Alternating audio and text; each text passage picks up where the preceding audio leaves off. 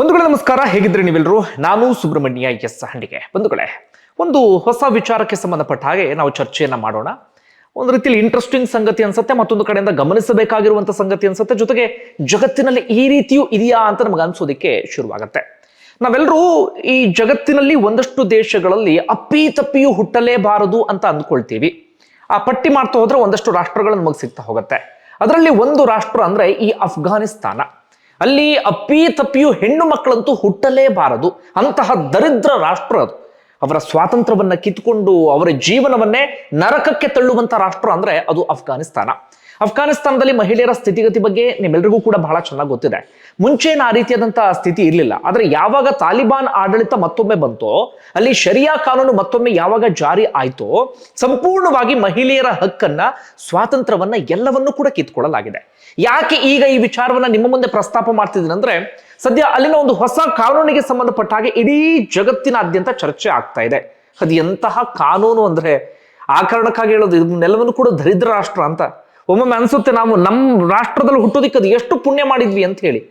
ಅಪ್ಪಿ ತಪ್ಪಿ ಅಂತಹ ರಾಷ್ಟ್ರಗಳಲ್ಲಿ ಹುಟ್ಟಲೇಬಾರದು ಅಂತ ನಮಗೆ ಈ ಕ್ಷಣಕ್ಕೆ ಅನ್ಸುತ್ತೆ. ಇತ್ತೀಚೆಗೆ ಒಂದು 90 ಪುಟಗಳ ಕ್ರಿಮಿನಲ್ ಕೋಡ್ ಅಂತ ತಂದಿದ್ದಾರೆ. ಅದು ಕೂಡ ವಿಶೇಷವಾಗಿ ಮಹಿಳೆಯರಿಗೆ ಸಂಬಂಧಪಟ್ಟಂತ ಕಾನೂನು. ಒಂದ್ ರೀತಿಯಲ್ಲಿ ಕಾನೂನು ಹೇಗಿದೆ ಅಂದ್ರೆ, ಈ ಕಾನೂನಲ್ಲೂ ಕೂಡ ಡಿಸ್ಕ್ರಿಮಿನೇಷನ್ ಇದೆ, ತಾರತಮ್ಯ ಇದೆ. ಅಂದ್ರೆ ಶ್ರೀಮಂತರಿಗೆ ಒಂದ್ ರೀತಿ ಕಾನೂನು, ಬಡವರಿಗೆ ಒಂದ್ ರೀತಿ ಕಾನೂನು. ಯಾರಾದ್ರೂ ಒಳ್ಳೆ ಪೊಸಿಷನ್ ಅಲ್ಲಿ ಇದ್ರೆ, ಅವ್ರು ಏನಾದ್ರೂ ತಪ್ಪು ಮಾಡಿದ್ರೆ ಅವ್ರಿಗೆ ಹೆಚ್ಚಿನ ಶಿಕ್ಷೆ ಇಲ್ಲ. ಮಧ್ಯಮ ವರ್ಗದವರಿದ್ರೆ ಅವ್ರಿಗೆ ಒಂದು ಹಂತದ ಶಿಕ್ಷೆ. ಕೆಳವರ್ಗದವರು ಬಡವರು ಇದ್ರು ಅಂತಾದ್ರೆ ಅವರಿಗೆ ಚಾಟಿ ಏಟು, ಅತ್ಯಂತ ಕಠಿಣ ಶಿಕ್ಷೆ, ಆ ರೀತಿ ಎಲ್ಲ ಇದೆ. ಇನ್ನು ಮಹಿಳೆಯರ ವಿಚಾರಕ್ಕೆ ಬರೋದಾದ್ರೆ, ಹೊಸ ಕ್ರಿಮಿನಲ್ ಕೋಡ್ ಪ್ರಕಾರ ಏನ್ ಹೇಳುತ್ತೆ ಗೊತ್ತಾ? ಗಂಡ ಹೆಂಡತಿ ಏನಾದ್ರೂ ತಪ್ಪು ಮಾಡಿದ್ಲು ಅಂತ ಅನ್ಸುದ್ದು ಅಂದ್ರೆ ಅವನಿಗೆ ಅನ್ಸ್ಬೇಕು, ಏನೇ ತಪ್ಪು ಮಾಡ್ತು ಅಂತ ಅನ್ಸ್ಬಿಡ್ಬೇಕು. ಯಾವ ರೀತಿ ಬೇಕಾದ್ರೂ ಆಗಿರ್ಬೋದು. ಅವ್ನು ಹೇಳ್ತಾನೆ ಅಂತ ಇಟ್ಕೊಳ್ಳಿ, ಊಟ ತಗೊಂಡ್ ಬಾ ಅಂತ. ಊಟ ತರೋದು ಸ್ವಲ್ಪ ಲೇಟ್ ಮಾಡಿ ಆಕೆ ತಪ್ಪು ಮಾಡಿದ್ಲು ಅಂತ ಆತನಿಗೆ ಅನ್ಸ್ತು ಅಂದ್ರೆ, ಆತ ತನ್ನ ಹೆಂಡತಿಗೆ ಹಿಡ್ಕೊಂಡು ಹೊಡಿಬಹುದು. ಯಾವ ದೇಶದಲ್ಲಿ ಈ ಕಾನೂನು ಇರೋದಿಕ್ ಸಾಧ್ಯ ರೀ? ಯಾವ ದೇಶದಲ್ಲಿ ಇರೋದಿಕ್ ಸಾಧ್ಯ ಹೇಳಿ? ಆದ್ರೆ ಅಫ್ಘಾನಿಸ್ತಾನದಲ್ಲಿ ಅಂಥದ್ದೊಂದು ಕಾನೂನು ಇದೆ. ಈಗ ಹೊಸ ಕಾನೂನಿನ ಪ್ರಕಾರವಾಗಿ ಆತ ಹೆಂಡತಿಗೆ ಸರಿಯಾಗಿ ಹೊಡಿಬಹುದು, ಆದರೆ ಆತ ಹೆಂಡತಿಯ ಮೂಳೆಯನ್ನ ಮುರಿಯುವ ಹಾಗಿಲ್ವಂತೆ. ಅಪ್ಪಿತಪ್ಪಿ ಮೂಳೆ ಮುರಿದಿದ್ದೇನಾದ್ರೂ ಕಾಣ್ತು ಅಂತಾದ್ರೆ ಆ ಮಹಿಳೆ ಹೋಗಿ ದೂರನ್ನ ಕೊಡ್ಬೋದಂತೆ. ಅದು ಸಾಬೀತಾಯ್ತು ಅಂತಾದ್ರೆ ಗಂಡನಿಗೆ 15 ದಿನಗಳ ಕಾಲದ ಶಿಕ್ಷೆ. 15 ದಿನ ಶಿಕ್ಷೆ ಅನುಭವಿಸಿ ಬಂದು ಆತ ಮತ್ತೆ ಮೂಳೆ ಮುರಿಬಹುದು, ಮತ್ತೆ 15 ದಿನ ಜೈಲಿಗೆ ಹೋಗ್ಬೋದು. ಇಲ್ಲ ಆತನಿಗೆ ಹೊಡಿಬೇಕು ಅಂತ ಅನಿಸ್ತು ಅಂದ್ರೆ ಮೂಳೆ ಮುರಿಯದ ಹಾಗೆ, ಕಣ್ಣಿಗೆ ಗಾಯ ಕಾಣದ ಹಾಗೆ ಎಷ್ಟು ಬೇಕಾದ್ರೂ ಹೆಂಡತಿಗೆ ಆತ ಹೊಡಿಬಹುದಂತೆ. ಇದು ಹೊಸದಾಗಿರುವಂತ ಅಫ್ಘಾನಿಸ್ತಾನದ ಕಾನೂನು. ಇದು ಒಂದ್ ರೀತಿಯಲ್ಲ, ಆಯ್ತಾ? ಈಗ ಹೆಂಡತಿ ಮೂಳೆ ಮುರಿದ ಅಂತ ಇಟ್ಕೊಳ್ಳಿ, ಅಥವಾ ದೇಹದಲ್ಲಿ ಏನೋ ಗಾಯ ಮಾಡ್ದ ಅಂತ ಇಟ್ಕೊಳ್ಳಿ. ಆಕೆಗೆ ದೂರನ್ನ ಕೊಡೋದಿಕ್ಕೆ ಅವಕಾಶ ಇದೆ. ಅದು ಯಾವ ರೀತಿಯಾಗಿ? ಹಾಗೆ ದೂರನ್ನ ಕೊಡೋದಿಕ್ಕೆ ಹೋಗುವಂತ ಸಂದರ್ಭದಲ್ಲೂ ಕೂಡ ಗಂಡನ ಜೊತೆಯೇ ಹೋಗಬೇಕು. ಆಗ್ಲೂ ಬೇರೆಯವ್ರು ಯಾರು ಸಹಾಯವನ್ನ ಪಡ್ಕೊಳ್ಳೋ ಹಾಗಿಲ್ಲ, ಅಥವಾ ಗಂಡನನ್ನು ಬಿಟ್ಟು ನಾನು ಒಬ್ಳೆ ಹೋಗಿ ದೂರ ಕೊಡ್ತೀನಿ ಅಂತ ಹೇಳುವ ಹಾಗಿಲ್ಲ. ಆ ರೀತಿಯಾಗಿ ಗಾಯ ಆದಾಗ ಅಥವಾ ಮೂಳೆ ಮುರಿತ ಆದಾಗ್ಲೂ ಕೂಡ ಗಂಡನನ್ನ ಶಿಕ್ಷಿಸಿ ಅಂತ ಹೇಳೋದಿಕ್ಕೆ ಗಂಡನ ಜೊತೆಗೆ ಆಕೆ ಹೋಗಬೇಕಾದಂತ ಪರಿಸ್ಥಿತಿಯನ್ನ ನಿರ್ಮಾಣ ಮಾಡಿಬಿಟ್ಟಿದ್ದಾರೆ. ಇದು ಒಂದು. ಮತ್ತೊಂದು ಹೊಸ ಕಾರಣ ಏನಪ್ಪಾ ಅಂದ್ರೆ, ಮಹಿಳೆಯರಿಗೆ ಸಂಬಂಧಪಟ್ಟ ಹಾಗೆ ವಿವಾಹಿತ ಮಹಿಳೆ ದೂರದ ಪ್ರಯಾಣವನ್ನ ಮಾಡುವಂತಹ ಸಂದರ್ಭದಲ್ಲಿ ಗಂಡನ ಜೊತೆಗೆ ಹೋಗಬೇಕು, ಅಥವಾ ಪುರುಷ ಒಬ್ಬ ಇರಲೇಬೇಕು ಅನ್ನೋದೆಲ್ಲವೂ ಕೂಡ ಇತ್ತಲ್ಲ. ಈಗ ಮತ್ತೊಂದು ಕಾರಣದಕ್ಕೆ ಏನ್ ಸೇರ್ಪಡೆಯನ್ನ ಮಾಡಿದ್ದಾರೆ ಅಂದ್ರೆ, ವಿವಾಹಿತ ಮಹಿಳೆ ಗಂಡನ ಅನುಮತಿ ಇಲ್ಲದೆ ಸಂಬಂಧಿಕರ ಮನೆಗೆ ಹೋದ್ಲು ಅಂತಾದ್ರೆ ಆಕೆಗೆ 3 ತಿಂಗಳು ಜೈಲು ಶಿಕ್ಷೆಯನ್ನ ವಿಧಿಸಬಹುದಾಗಿದೆ. ಅಂಥದ್ದೊಂದು ಹೊಸ ಕಾನೂನನ್ನ ಅಫ್ಘಾನಿಸ್ತಾನದಲ್ಲಿ ಇದೀಗ ಜಾರಿಗೆ ತರಲಾಗಿದೆ. ಒಟ್ಟಾರೆಯಾಗಿ ಮಹಿಳೆಯರ ಹಕ್ಕನ್ನ ದಮನ ಮಾಡೋದಿಕ್ಕೆ, ಮಹಿಳೆಯರ ಸ್ವಾತಂತ್ರ್ಯವನ್ನ ಕಿತ್ಕೊಳ್ಳೋಕೆ ಏನೇನು ಮಾಡೋದಕ್ಕೆ ಸಾಧ್ಯವೋ ಎಲ್ಲವನ್ನೂ ಮಾಡ್ತಾರೆ. ಯಾರ ಹೆಸರಲ್ಲಿ ಮಾಡೋದು ಹೇಳಿ? ಮತ್ತೊಮ್ಮೆ ಅದೇ ದೇವರ ಹೆಸರಲ್ಲಿ, ಅದೇ ಶರಿಯಾ ಕಾನೂನು ಅಂತ ಹೇಳಿ ಇಂಥದ್ದೊಂದು ಹಿಂಸೆಯನ್ನ ಮಹಿಳೆಯರು ಕೊಡೋದು. ಅಷ್ಟು ಮಾತ್ರನಾ? ಅದ್ರ ಆಚೆಗೆ ಏನೇನು ಮಹಿಳೆಯರ ಹಕ್ಕನ್ನ ಕಿತ್ಕೊಂಡಿದ್ದಾರೆ ಹೇಳ್ತಾ ಹೋಗ್ತೀನಿ ಕೇಳಿ. ಶಿಕ್ಷಣದ ಹಕ್ಕು ಅಂದ್ರೆ, ಇಡೀ ಜಗತ್ತಿನಲ್ಲಿ ಮಹಿಳೆಯರ ಶಿಕ್ಷಣದ ಹಕ್ಕನ್ನ ಕಿತ್ಕೊಂಡಿರುವಂತ ದೇಶ ಅಂದ್ರೆ ಅದು ಅಫ್ಘಾನಿಸ್ತಾನ ಮಾತ್ರ. ಪಾಕಿಸ್ತಾನದಲ್ಲೂ ಪರವಾಗಿಲ್ಲ, ಅದನ್ನು ದರಿದ್ರ ರಾಷ್ಟ್ರ ಅಂತೀವಲ್ಲ, ಆ ತರ ಇಲ್ಲ. ಆದ್ರೆ ಅಫ್ಘಾನಿಸ್ತಾನದಲ್ಲಿ ಹೆಣ್ಣು ಮಕ್ಕಳು ಓದುವ ಹಾಗಿಲ್ಲ.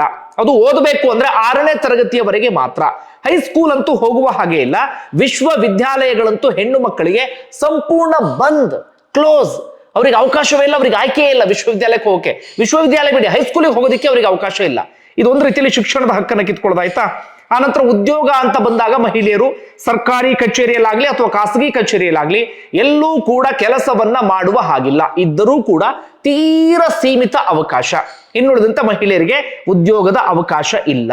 ಇನ್ನು ಸೌಂದರ್ಯ ವರ್ಧಕ ಕೇಂದ್ರಗಳನ್ನ ಸಂಪೂರ್ಣವಾಗಿ ಬಂದ್ ಮಾಡಲಾಗಿದೆ.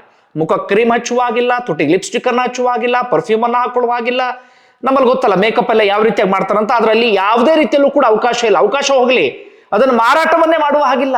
ಮಹಿಳೆಯರಿಗೆ ಸಂಬಂಧಪಟ್ಟಂತ ಸೌಂದರ್ಯ ವರ್ಧಕಗಳು ಬಂದ್. ಇದು ಅಫ್ಘಾನಿಸ್ತಾನದಲ್ಲಿ. ಇನ್ನು ಒಂದೇ ಒಂದು ಕಡೆ ಅವಕಾಶ ಅಂದ್ರೆ ವೈದ್ಯಕೀಯ ಕ್ಷೇತ್ರದಲ್ಲಿ ಸೀಮಿತ ಅವಕಾಶ ಇದೆ. ಆದ್ರೆ ಮಹಿಳೆ ಕೆಲಸ ಮಾಡುವಂತ ಸಂದರ್ಭದಲ್ಲಿ ಒಬ್ಬ ಪುರುಷ ಜೊತೆಗೆ ಇರಲೇಬೇಕಂತೆ. ಇದು ಅಲ್ಲಿನ ಮತ್ತೊಂದು ಕಾನೂನು. ಇನ್ನು ಸಾರ್ವಜನಿಕ ಜೀವನದ ವಿಚಾರಕ್ಕೆ ಬರೋದಾದ್ರೆ ದೂರದ ಪ್ರಯಾಣ ಮಾಡ್ಬೇಕಂದ್ರೆ ಪುರುಷರು ಜೊತೆಗೆ ಇರಲೇಬೇಕು. ಹಿಜಾಬ್ ಮತ್ತು ಬುರ್ಕಾವನ್ನ ಧರಿಸಿಕೊಂಡು ಹೋಗಲೇಬೇಕು. ಸಾರ್ವಜನಿಕವಾಗಿ ಜೋರಾಗಿ ಮಾತನಾಡುವ ಹಾಗಿಲ್ಲ. ಸಾರ್ವಜನಿಕವಾಗಿ ಹಾಡನ್ನ ಹಾಡುವ ಹಾಗಿಲ್ಲ. ಯಾವುದೇ ಮನರಂಜನಾ ಕಾರ್ಯಕ್ರಮದಲ್ಲಿ ಭಾಗಿಯಾಗುವ ಹಾಗಿಲ್ಲ. ಯಾವುದೇ ಮನರಂಜನಾ ಕಾರ್ಯಕ್ರಮವನ್ನ ನೋಡುವ ಹಾಗಿಲ್ಲ. ಹಾಗೆ ಪಾರ್ಕ್ನಲ್ಲಾಗ್ಲಿ, ಜಿಮ್ನಲ್ಲಾಗ್ಲಿ, ಕ್ರೀಡಾಂಗಣದಲ್ಲಾಗ್ಲಿ ಮಹಿಳೆಯರು ಅಪ್ಪಿ ತಪ್ಪಿಯು ಓಡಾಡುವ ಹಾಗಿಲ್ಲ, ಅಥವಾ ಮಹಿಳೆಯರು ಅಪ್ಪಿ ತಪ್ಪಿಯು ಅಲ್ಲೆಲ್ಲೂ ಕೂಡ ಕಾಣಿಸಿಕೊಳ್ಳುವ ಹಾಗಿಲ್ಲ. ಅಷ್ಟು ಮಾತ್ರ ಅಲ್ಲ, ಮಹಿಳೆಯರು ವಾಸ ಮಾಡುವಂತ ಒಂದು ಕೊಠಡಿ ಇರುತ್ತೆ ಅಂತ ಇಟ್ಕೊಳ್ಳಿ. ಅದ್ರ ಕಿಟಕಿ ಇತ್ತು ಅಂತಂದ್ರೆ ಕಿಟಕಿನ ಸಂಪೂರ್ಣವಾಗಿ ಕ್ಲೋಸ್ ಮಾಡಿರ್ಬೇಕು. ಇಲ್ಲ ಅಂತಂದ್ರೆ ಒಂದಷ್ಟು ಕಡೆಗಳಂತೂ ಕಿಟಕಿನೇ ಇಟ್ಕೊಳ್ಳುವ ಹಾಗಿಲ್ಲ ಅಂತ. ಅಂದ್ರೆ ಪರಪುರುಷನನ್ನ ಅಪ್ಪಿ ತಪ್ಪಿಯೂ ನೋಡುವ ಹಾಗಿಲ್ಲ. ಪರಪುರುಷ ಇವರನ್ನ ನೋಡೋದಕ್ಕೆ ಅವಕಾಶವನ್ನು ಕೂಡ ಸೃಷ್ಟಿ ಮಾಡಿಕೊಡುವ ಹಾಗಿಲ್ಲ. ಸಂಪೂರ್ಣವಾಗಿ ಇವರನ್ನ ಒಂದ್ ರೀತಿಯಲ್ಲಿ ಕೂಡ ಹಾಕಿದ ರೀತಿಯಲ್ಲಿ ವಾತಾವರಣವನ್ನು ಸೃಷ್ಟಿ ಮಾಡಿಬಿಡ್ತಾರೆ. ಇಷ್ಟೇ ಅಲ್ಲ, ಇನ್ನು ಹೇಳ್ತಾ ಹೋಗ್ಬಿಟ್ರೆ ಇನ್ನು ಬೇಕಾದಷ್ಟಿದೆ. ಯಾವ ಅವಕಾಶ ಅಂದ್ರೆ ಯಾವ ಅವಕಾಶವೂ ಕೂಡ ಇಲ್ಲ. ಮನೆ ಒಳಗಡೆನೆ ಇರಬೇಕು. ಅಪ್ಪಿತಪ್ಪಿ ಹೊರಗಡೆ ಹೋಗ್ತೀನಿ ಅಂದ್ರೆ ಒಂದು ಗಂಡ ಇರಬೇಕು, ಇಲ್ಲ ಸಹೋದರ ಇರಬೇಕು. ಒಟ್ಟಾರೆಯಾಗಿ ಪುರುಷನೊಬ್ಬ ಆ ಮಹಿಳೆಯ ಜೊತೆಗೆ ಪ್ರಯಾಣವನ್ನ ಮಾಡಲೇಬೇಕು.